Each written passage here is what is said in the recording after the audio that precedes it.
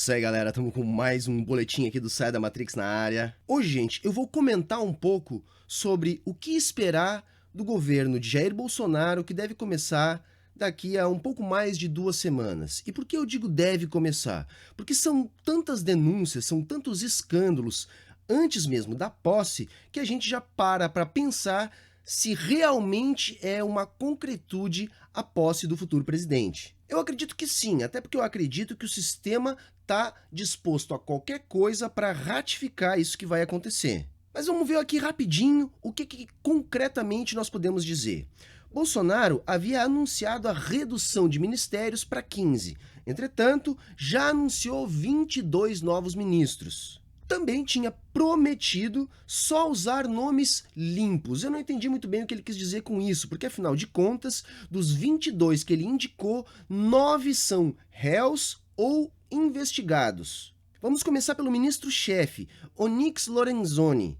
Onyx já admitiu ter recebido caixa 2 da JBS. Disse que se arrependeu, fez uma tatuagem e disse que se acertou com Deus. Entretanto, o valor que supostamente ele recebeu é 2 vezes maior que o que ele admitiu ter recebido. Lembrando que Sérgio Moro, outro ministro de Bolsonaro, chegou a dizer que caixa 2 era a pior das corrupções.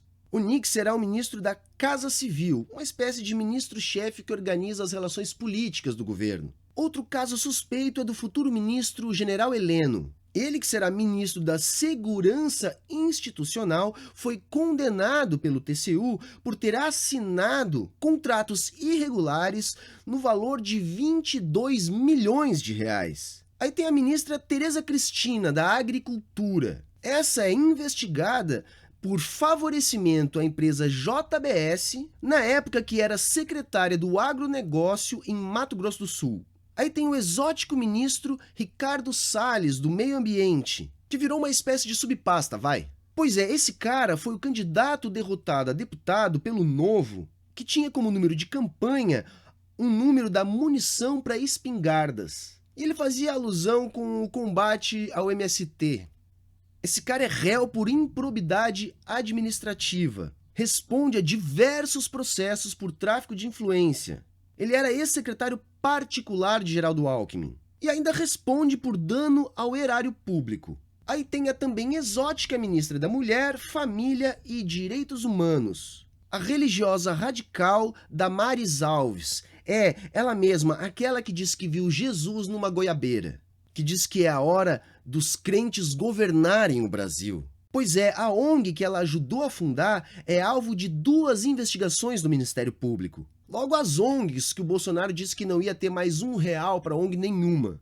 Mas as contradições vão continuando, vocês vão ver. Tem o ministro da Saúde, Luiz Henrique Mandetta, investigado por fraude em licitação, caixa 2 e tráfico de influência. Tem o astronauta, o Marcos Pontes, lá o ministro da Ciência e Tecnologia, que diz que vai combater o inimigo interno. Pois é, ele também é investigado pelo Ministério Público Militar por estar fazendo atividades comerciais. Eu acho que tem alguma coisa a ver lá com a venda do travesseiro da NASA dele. Aquilo que é vedado pelo Código Militar. Tem o Marcelo Álvaro Antônio, ministro do Turismo, que é sócio de uma empresa que tem quase R$60 mil de dívida com o INSS, mas mesmo assim apresentou ao TSE um número de CNPJ como se essa empresa estivesse encerrada. E logicamente isso gerou uma investigação. O Banco do Brasil também cobra dívidas dele na justiça. Além dele ser réu em 2 ações por uso capião. E é claro, não poderia faltar o posto Ipiranga, o Paulo Guedes, o todo-poderoso futuro ministro da Economia. Ele é alvo da Operação Greenfield. Gente, começou a chover, mas eu vou continuar gravando, tá ok?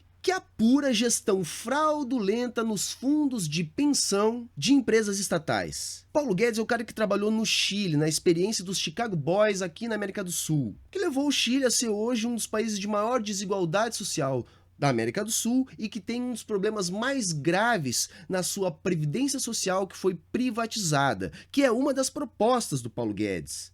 Paulo Guedes é o mesmo cara que disse que deixava a LDO para 2019, já que era a dele, agora ele não ia se envolver nessa discussão.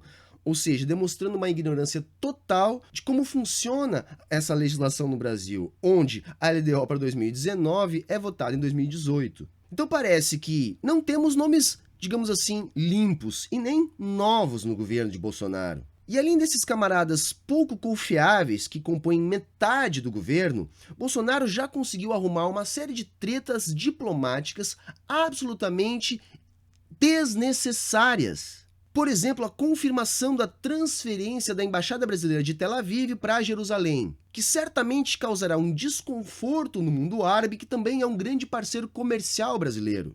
Aliás, os nossos principais parceiros comerciais parecem estar todos incomodados com as declarações do presidente. Ele já fez declarações hostis em relação à China, que rapidamente alertou o Brasil de possíveis consequências. Falou do bloco do Mercosul, conseguiu atrito com a União Europeia, fez uma série de declarações desnecessárias em relação à Venezuela, que recentemente vem recebendo apoio de outros países, inclusive com movimentações militares. E eu estou falando, por exemplo, da Rússia, que enviou aviões de guerra para manobras na Venezuela. Tem toda a calamidade provocada com a decisão de expulsar os médicos cubanos do Brasil. É evidente que ele não mandou os médicos embora, mas diante das declarações que ele vinha fazendo ao longo da sua carreira, a saída dos médicos foi natural. E hoje, já encerrado o prazo para a apresentação dos mais médicos, a maior parte das cidades do interior continuou desassistida. E as que receberam adesão de médicos brasileiros acabaram recebendo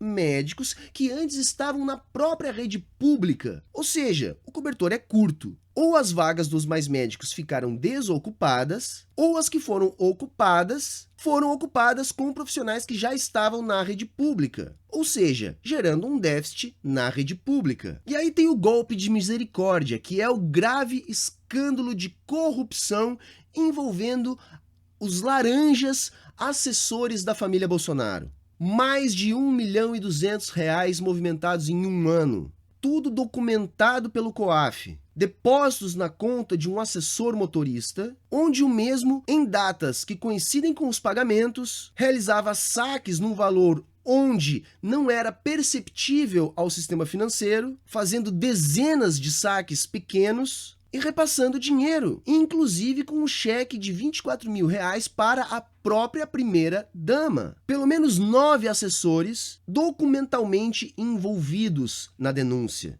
Para se ter uma ideia da proporção, esse valor é um valor superior ao valor que condenou Lula lá no caso do triplex. Gente, as denúncias são gravíssimas. Segundo a Folha, até 99% do salário era repassado à família Bolsonaro. Esses assessores que repassavam fatias tão grandes do salário sequer apareciam para trabalhar. Um morava em Portugal, uma outra era personal trainer e trabalhava a quilômetros da Assembleia. Isso talvez possa justificar o aumento patrimonial da família em mais de 400%. E aí o ministro Moro disse que está tudo certo porque o Bolsonaro já se explicou e quem deve se explicar é o tal assessor, motorista ou sei lá.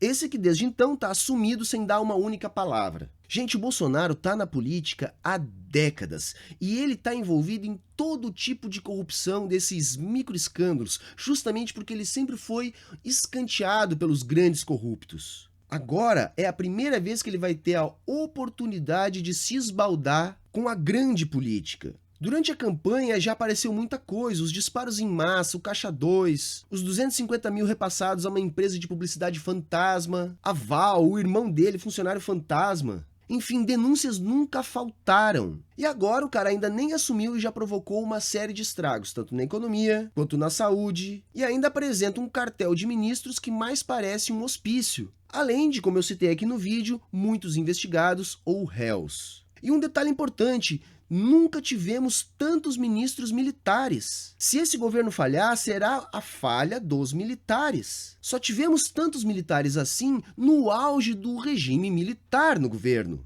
Tá ok, galera? Esse foi mais um boletim aqui do Sai da Matrix. Se você gostou, curta o vídeo, compartilhe com seus amigos, se inscreva no canal. Se gostou mesmo, apoie o Sai da Matrix sendo um mecenas. O link vai estar aqui na descrição para participar do nosso Apoia-se. Assim como vários links do que eu citei aqui e também os links para as demais redes sociais do Sai da Matrix. Tá ok, moçada? Falou, valeu e até a próxima!